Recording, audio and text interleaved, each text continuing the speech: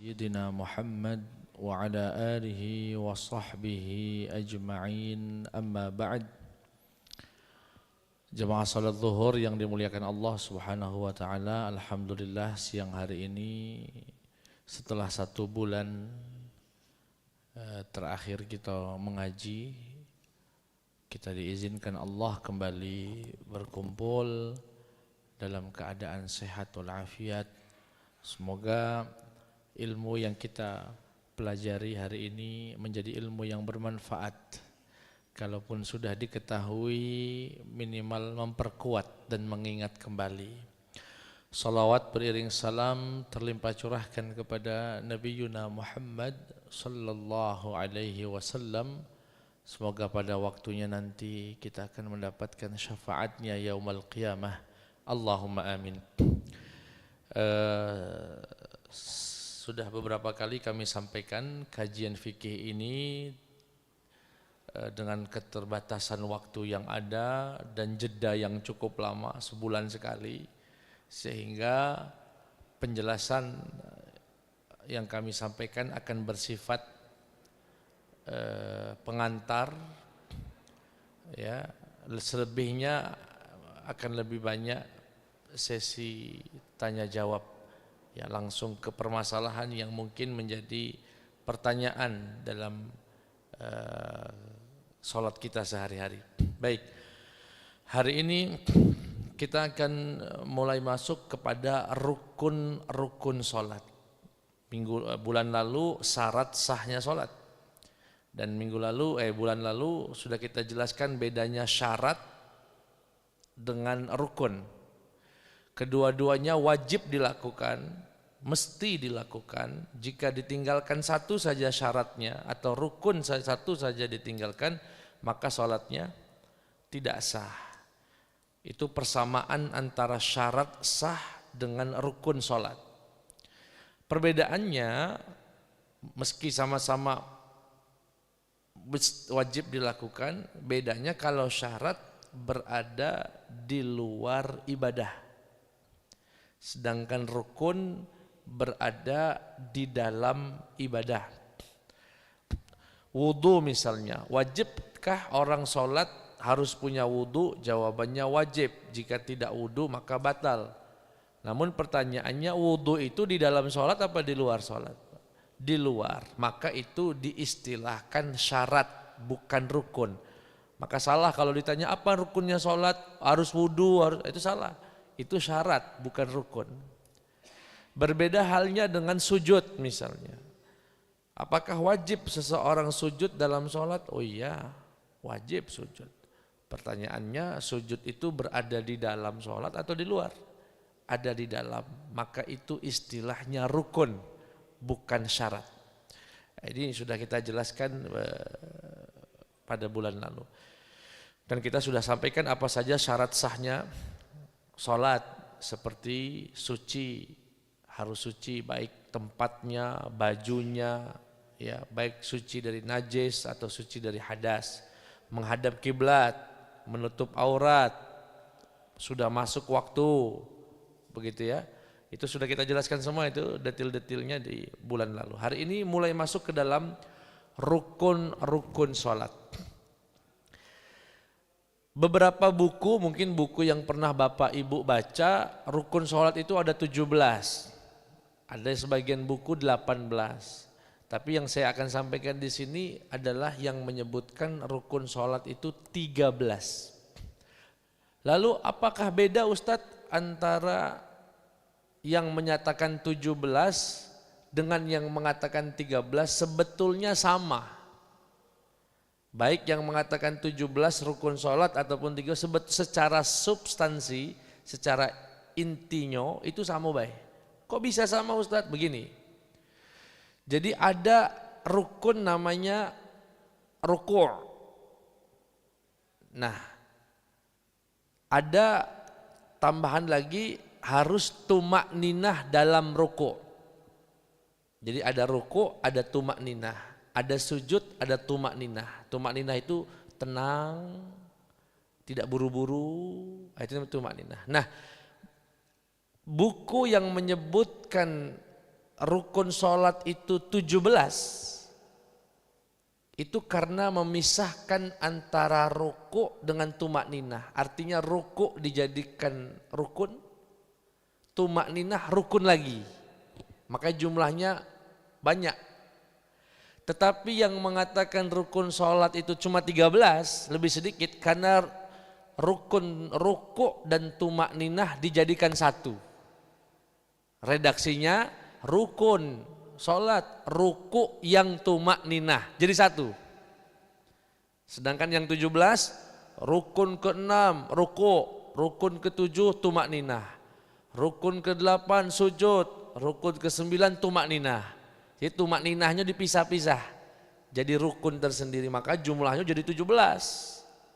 Padahal kalau digabung, itu ruku yang tumak ninah, sujud yang tumak ninah, i'tidal yang tumak ninah, digabung jadi satu. Jadi kalau dilihat dari inti sama enggak Pak?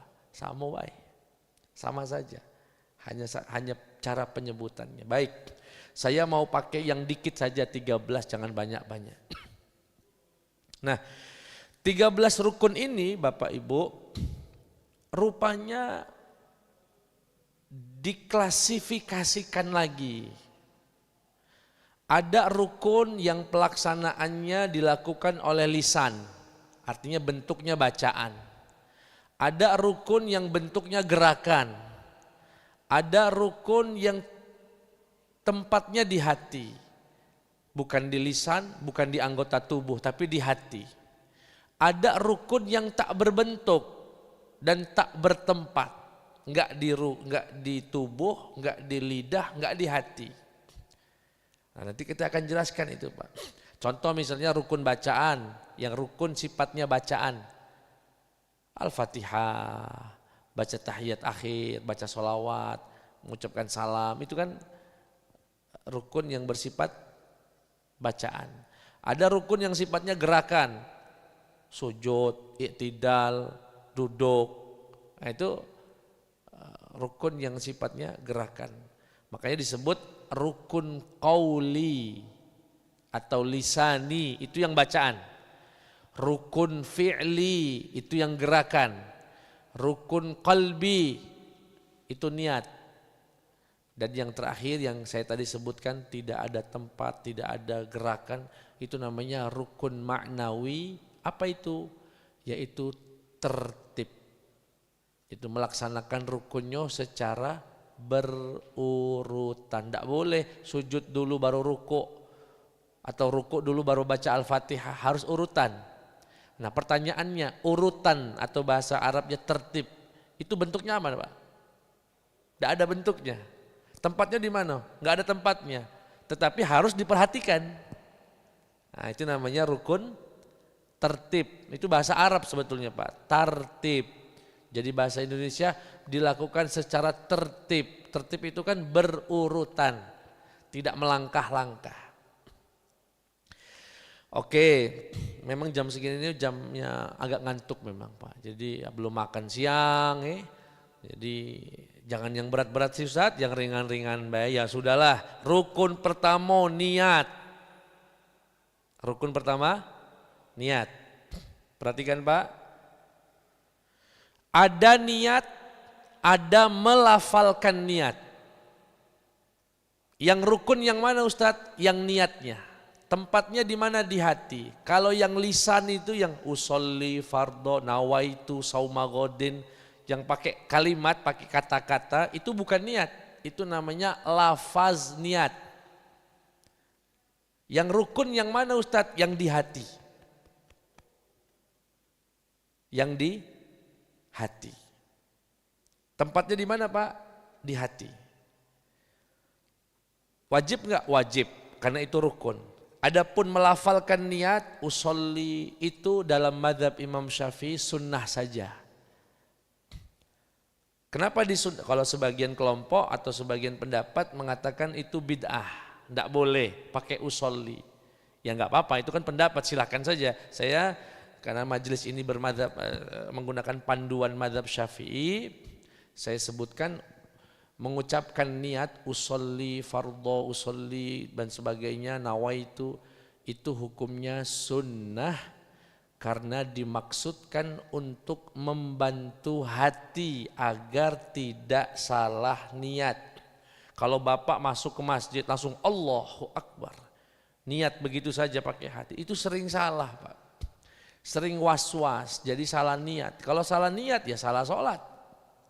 Contohnya apa Ustadz? Saya misalnya, saya ini hampir Pak di mana saya sholat diminta jadi imam. Sehingga ketika saya niat itu imaman lillahi ta'ala, pakai imam. Tapi suatu ketika saya jadi makmum. Jadi makmum. Begitu sholat, karena seringnya pakai imam tadi, meski posisinya makmum, tapi hati saya masih imam aja. Sholat sah nggak Pak? Saya sholat sebagai makmum tapi niat saya imam. Enggak sah. Karena salah. Nah gara-gara saya suka salah tadi, sehingga saya pakai lisan itu untuk membimbing hati agar tidak salah niat. Akhirnya gimana? Enggak buru-buru. Begitu berdiri di saf, saya tenangkan dulu. Usolli fardhu dhuhri arba'a rakaat mustaqbil. Imam, oh imam kan salah lagi. Makmuman. Oke, makmum. Sudah mantap di hatinya, baru saya niat pakai hati. Allahu Akbar. Biar tidak salah. Bapak juga paling sering itu Pak, sholat zuhur niatnya asar. Saking luponya tadi, begawi sibuk di kantor, dimarahi bos pula, gawean belum selesai, Allahu Akbar. Niatnya sholat asar, padahal tadi sholat sah enggak? Ya enggak sah, orang innamal a'malu bin niat. Begitu Pak ya. Atau sholat sebelum begitu masuk masjid, masih bisa tahiyat, masih bisa qobliyah. Bapak Allahu Akbar, Bapak niatkan qobliyah tuh atau niatkan tahiyat, berarti bukan qobliyah. Kalau qobliyah berarti bukan tahiyat. Karena segala sesuatu bergantung niatnya. Oke, saya kira ini clear. Jadi yang niat itu yang di hati. Kalau usollinya sunnah. Bagi yang membutuhkan karena mungkin takut salah niat, salah pasang niat, jadi dibimbing pakai usolli. Dan itu hukumnya hanya sunnah, tidak wajib. Artinya kalau disimpulkan Pak, kalau ada orang berniat sholatnya pakai usolli, pakai lisannya, tetapi hatinya tidak berniat, batal sholatnya. Karena yang intinya adalah yang di hati. Atau ada orang sholat pakai hati niatnya, tapi tidak pakai usolli, sah. Tapi kalau ada orang niatnya pakai hati dan dibimbing pakai lisan, dapat dua-duanya. Dapat dua-duanya. Baik. Berarti sekali lagi tempatnya niat di mana Pak? Di hati. Makanya disebut dengan rukun qalbi, rukun hati. Yang kedua, maksudnya yang kedua itu poin pertama tempatnya niat. Yang kedua, kapan Bapak itu wajib niat? Kapan mengutarakan hatinya, ya Allah aku niat sholat fardu Jumat, fardu zuhur, fardu asar. Perhatikan Pak, wajib diniatkan dalam mazhab Syafi'i berbarengan dengan takbiratul ihram. Harus bersamaan. Artinya ketika Bapak baca Allah itu takbiratul ihram tuh. Allah, di situ hati Bapak mengutarakan aku niat sholat fardu zuhri. Harus bersamaan dengan takbiratul ihram. Atau lebih umumnya harus bersamaan dengan rukun pertama yang sifatnya gerakan tadi. Kira-kira jelas Pak ya? Karena ada sebagian yang tidak masalah sebetulnya, tapi kalau dalam kacamata Imam Syafi'i, mazhab Syafi'i batal. Ayo ngapain niat lagi Ustaz pas takbiratul ihram? Aku kan keluar dari rumah sudah memang niatnya sholat. Ya datang begitu masuk saf langsung aja Allahu Akbar, nggak butuh niat lagi. Kenapa? Ya dari rumah itu memang niatnya sholat. Jadi nggak perlu pasang niat lagi menurut orang tadi. Kita katakan Imam Syafi'i membedakan antara niat dengan tekad. Kalau Bapak keluar dari rumah nak ke masjid dengan tujuan sholat, itu bukan niat, namanya tekad. Ini bertekad sholat. Bertekad untuk bahasa Arabnya berazam. Itu namanya azam. Kalau niat yang tadi yang Allah, Bapak usolli fard, tapi di dalam hatinya tadi saat takbiratul ihram. Kalau yang dari rumah tadi itu namanya bertekad. Iya, kadang-kadang dia keluar dari rumah mau kemana nak sholat. Rupanya sampai di tengah jalan mampir Indomaret dulu. Putus niatnya berarti dengan jual beli tadi. Makanya daripada putus niatkan lagi saat sholat. Itulah yang disebut niat itu harus bersamaan dengan takbir pertama. Makanya takbirnya agak panjang dikit. Allah. Begitu Bapak mengucapkan Allahu Akbar. Di situ hati Bapak mengatakan boleh pakai bahasa Arab, boleh pakai bahasa Indonesia. Ya Allah, aku niat sholat fardu zuhri makmuman. Allahu Akbar. Makanya kalau Bapak ngelihat ada jamaah nggak lama takbirnya, nggak lama, Allahu Akbar. Begitu saja, Allahu Akbar. Biasanya dia tidak pakai mazhab Syafi'i. Ya enggak apa-apa, silahkan saja, kan punya tanggung jawab masing-masing. Kami nyampaikan yang sesuai mazhab Syafi'i dulu. Allahu Akbar. Tapi jangan kelamaan juga. Allah,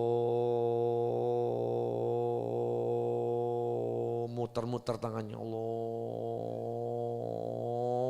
Akbar. Oh, lamonian. Itu nanti jadi was-was itu Pak.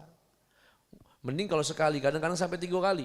Allah, Allah, Allah, Allah. Lamo. Itu setan itu Pak, sudah was-was itu, diganggu setan. Mantap saja. Allahu Akbar. Allahu Akbar. Nah, ketika mengucapkan Allahu Akbar, utarakan niatnya. Kira-kira jelas Pak ya? Jadi tempatnya di hati, waktunya saat takbiratul ihram. Boleh nggak Ustadz sebagian niatnya di takbir tapi sebagian belum selesai? Allahu Akbarnya sudah selesai tapi niatnya masih lanjut. Boleh nggak? Boleh, dalam sebagian pendapat boleh. Ambil yang itu saja, meringankan. Kalau harus harmonian, berawalnya niat dan akhirnya niat harus bersamaan dengan awalnya takbir dan akhirnya lamo Pak. Dan akhirnya nanti kesusahan, akhirnya ngulang-ngulang terus. Sudah, yang penting ada sebagian niat terucap bersamaan dengan takbir.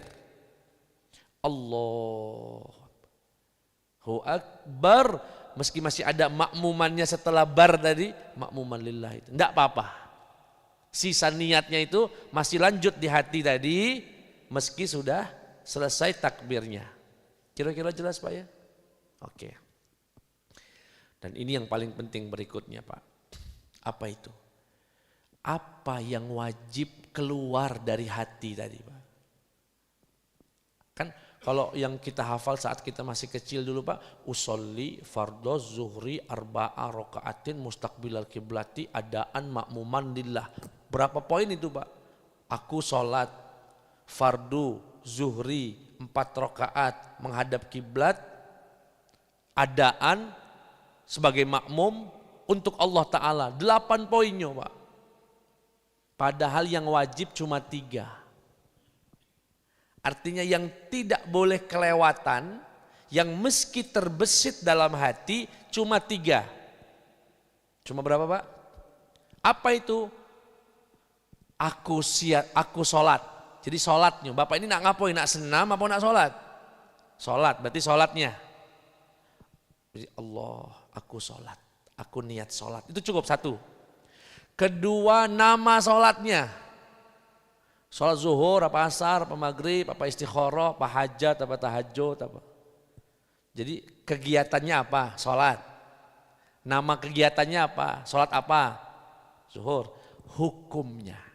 Fardu apa sunnah. Jadi kalau saya mengucapkan, mohon maaf ya, saya kasih contoh yang paling ringan saja. Usolli fardhu zuhri, Allahu Akbar. Itu udah tiga-tiga aja tuh Pak. Usolli sholat, fardu hukumnya, zuhri nama sholatnya. Sudah. Masalah arba'a rakaat nggak wajib. Adaan makmum, adaan kodoan nggak wajib. Mustaqbilal qiblati nggak wajib. Lillahi ta'ala nggak wajib.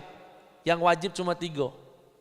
Sholatnya, kalau pakai bahasa Indonesia, aku sholat fardu zuhri, aku sholat fardu, udah cukup itu.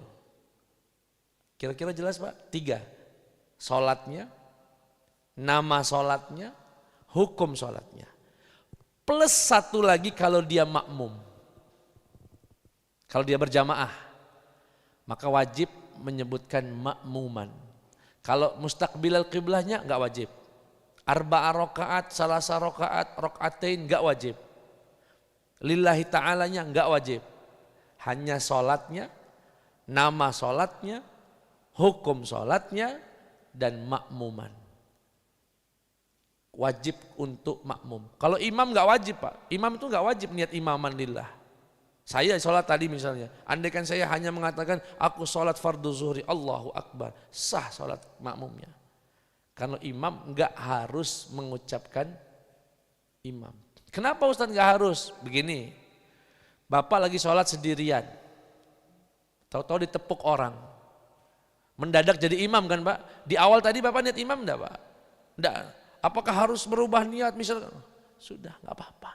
Enggak diniatkan juga enggak apa-apa. Tapi kalau makmum, karena dia berkomitmen untuk ikut kepada sang pemimpin, dia harus mengatakan, aku siap mengikuti, yaitu dengan kalimat makmuman.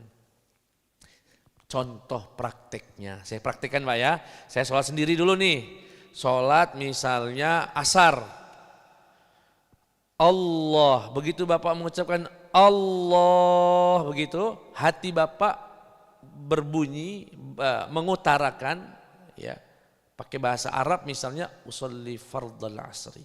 Cukup. Kalau sanggup tambah mustaqbilan dan sebagainya enggak apa-apa. Tapi takutnya kelamaan. Misalnya Allah usolli fardal zuhri arba'a rakaatin mustaqbilal qiblati adaan makmum lillahi ta'ala Allah. Lupa pula, ngulang lagi. Karena lupa.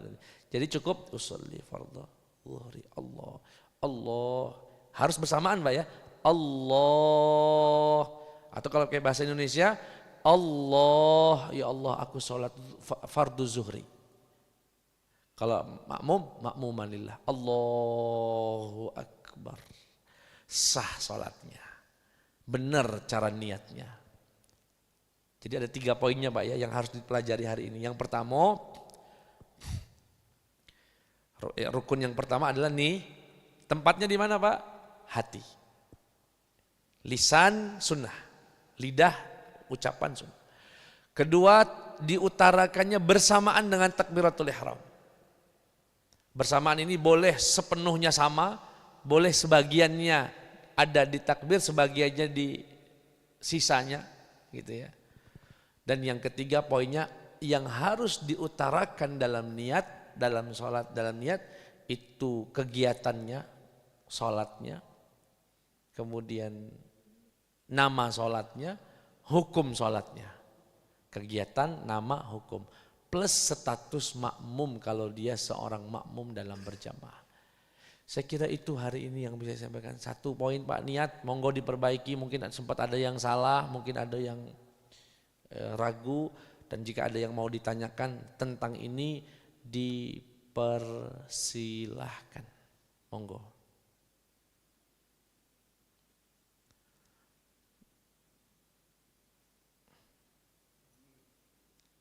Aman, jelas Pak?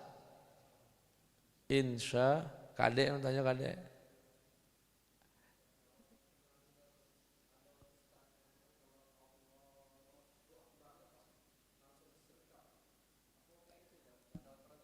Tidak wajib. Tidak wajib. Ya, nanti di pertemuan berikutnya kita akan masuk rukun yang berikutnya. Ini rukun pertama ini kira-kira jelas Pak ya? Jelas. Karena ini oke, silakan Pak Ketua. Kalau ini Ustaz, amin imam dan amin makmum. Kadang imam itu tak nyebut amin, Ustaz. Oke. Atau kadang-kadang makmum duluan amin dari imam. Mana ini, Ustaz? Siap. Sekarang amin. Kita jelaskan kedudukannya dulu dalam sholat. Hukumnya sunnah. Dan dia bukan bagian dari Al-Fatihah sehingga wajib. Makanya sunnahnya itu dijeda, Pak. Ghairil maghdubi alaihim waladdallin.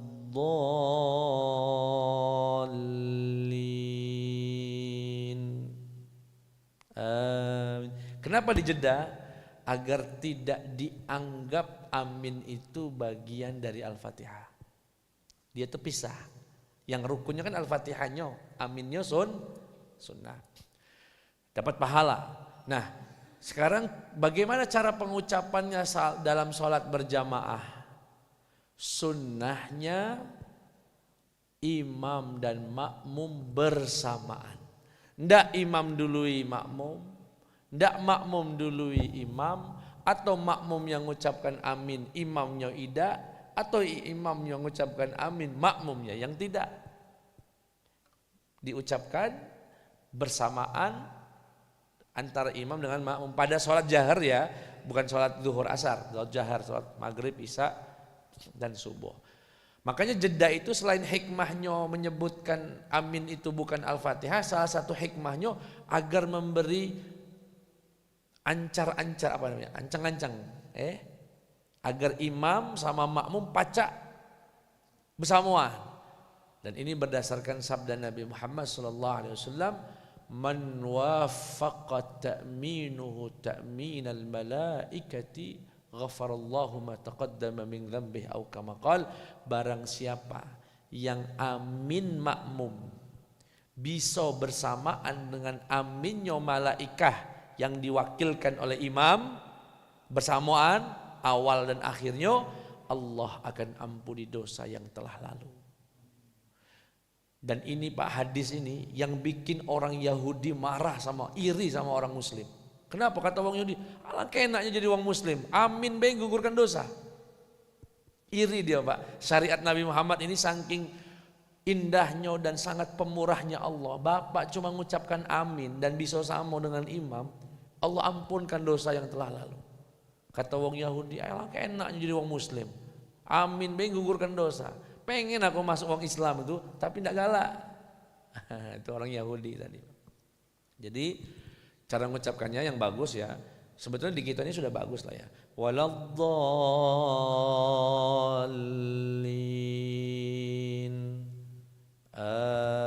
Imamnya juga baca amin bersamaan dengan itu yang paling afdol. Tapi sekali lagi ini sunnah. Ribut gara-gara itu haram. Tidak boleh mendahulukan yang sunnah sampai harus mengorbankan, harus melakukan yang haram. Ya, cukup dikondisikan saja. Saya kira itu. Mungkin ada lagi Pak? Boleh Pak Haji?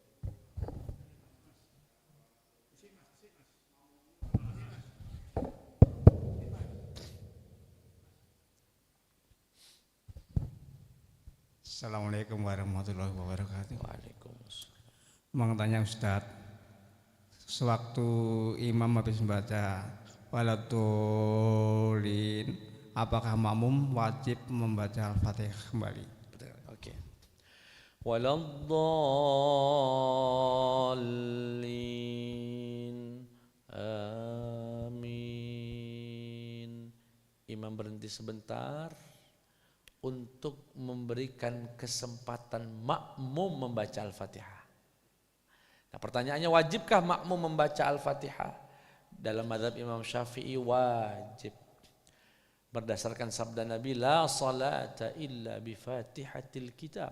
Tidak sah salat seseorang, apakah dia imam, apakah dia makmum, gitu ya, kecuali membaca surat Al-Fatihah. Wajib makmum juga baca surat Al-Fatihah.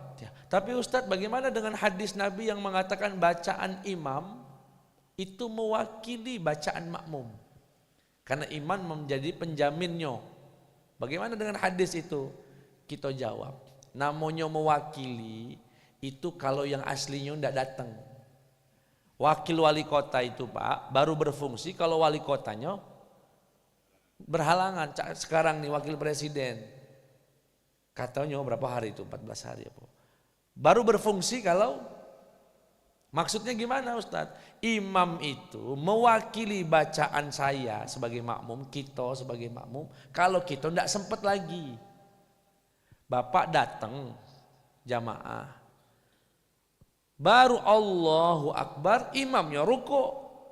Nah, kapan Bapak baca Al-Fatihah? Tidak sempat lagi. Saat itu Bapak langsung ruku, bacaan Bapak lah diwakilkannya. Karena kita sudah tidak sempat. Tapi kalau sejak awal Bapak jadi makmum, dari awal takbir, lah sempat panjang waktunya Pak. Apalagi baca sabbih imamnya, panjang jedanya. Artinya saat itu saya nggak butuh diwakilkan, orang saya bisa baca Al-Fatihah. Kira-kira jelas Pak ya? Jadi bacaan makmum itu terwakilkan atau digantikan oleh bacaan imam di saat makmumnya sendiri tidak sempat lagi. Masbuk datang sudah nggak sempat. Saat itu barulah hadis yang mengatakan imam sudah menjamin bacaan makmum tadi tergunakan, terpakai dalam kondisi ini. Kira-kira jelas Pak ya? Insya. Tapi kalau masih panjang ya baca. Silakan Pak Haji. Siap. Pendapat lain bahwa kita wajib mendengarkan bacaan ayat-ayat yang dibacakan oleh imam. Nah, jadi begitu imam sudah baca ayat, kita baca Fatihah, apakah itu kita bisa mendengarkan bacaan imam Siap. itu? Siap. Terima kasih. Ya.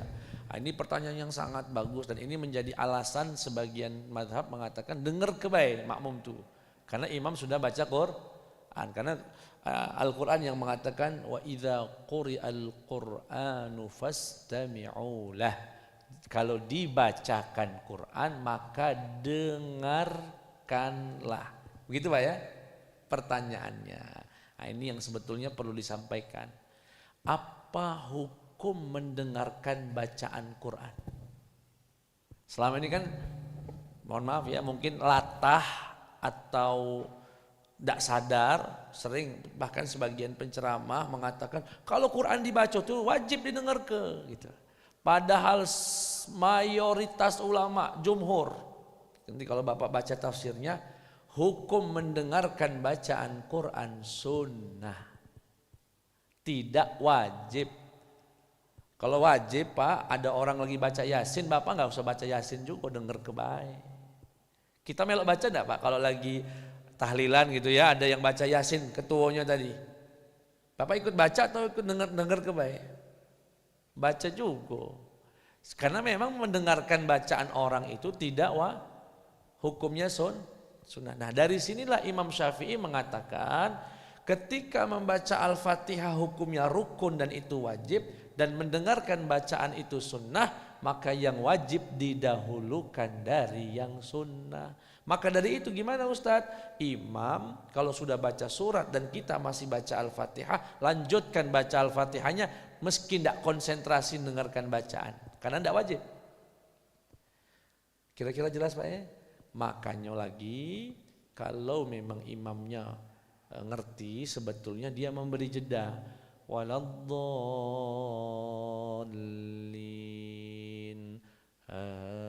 amin, sejenak, biarlah makmumnya sempat baca.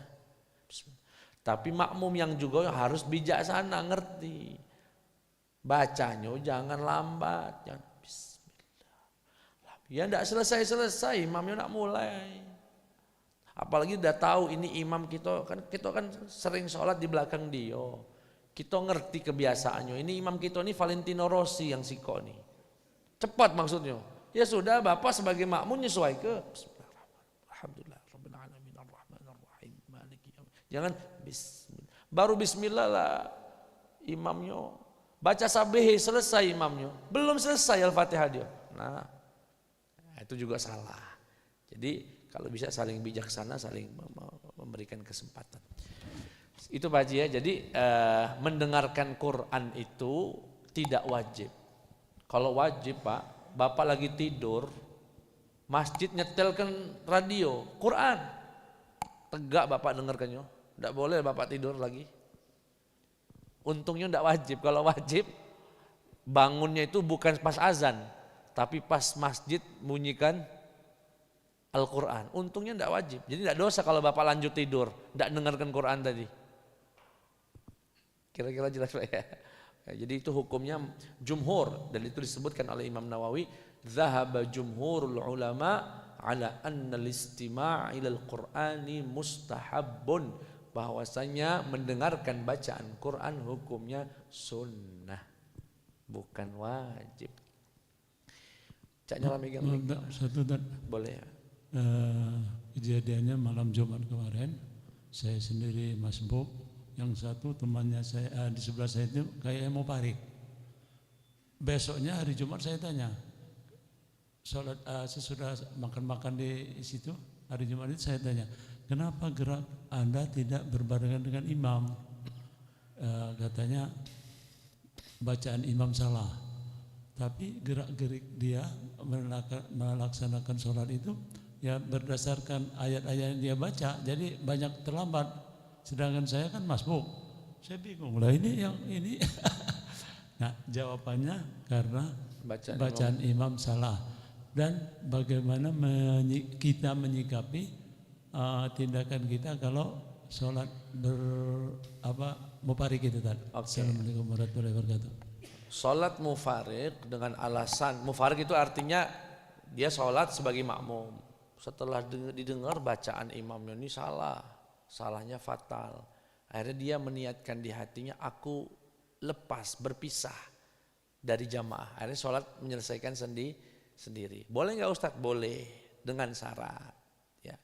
Kalau karena bacaannya salah, berarti orang itu harus mengerti benar ilmu tajwid dan bahasa Arab. Dalam ilmu tajwid, orang yang baca Qur'annya salah itu disebut lahan. Kesalahan itu disebut lahan. Lahan itu dalam ilmu tajwid ada dua. Ada lahnul jali, kesalahan yang fatal yang mengubah makna, dan lahnul khafi, kesalahan yang samar yang tidak sampai merubah makna. Nah, sebelum memutuskan mau mufarik atau tidak, mau lepas, harus pastikan kesalahan imam ini kesalahan yang fatal. Kalau kesalahannya cuma salah panjangnya agak kepanjangan, misalnya Maliki yaumiddin, itu ma itu dalam ilmu tajwid kan mat tabi'i, 2 harokat baik. Tapi imam bacanya 3 harokat, Maliki yaum. Apakah itu salah fatal Ustadz? Enggak salah fatal, itu salah ringan saja. Enggak sampai batalkan sholat imamnya. Dengan begitu enggak usah mufarik. Tapi kalau bacanya sampai misalnya al-kamdulil kalkam, hak jadi ka, oh ini ngubah makna ini. Kalau ngubah makna, Bapak boleh mufarik. Karena ini kesalahannya lahnul jali. Nah pertanyaannya, menentukan ini salah fatal sama enggak salah fatal bukan sembarang orang. Memang wong berilmu nian, tahu nian ilmu tajwid detilnya, dia tahu. Kalau enggak tahu, enggak bisa. Kira-kira begitu Pak ya. Jadi kalau cuma salah-salah ringan, tipis ya lanjut bela bersama imamnya, sayang berjamaahnya hilang. Ya. Itu saya kira ya. Wallahu ta'ala a'lam. Mohon maaf atas segala kekurangan, kepada Allah mohon ampun. Subhanakallahumma wa bihamdika asyhadu an la ilaha illa anta astaghfiruka wa atubu ilaik. Wassalamualaikum warahmatullahi wabarakatuh.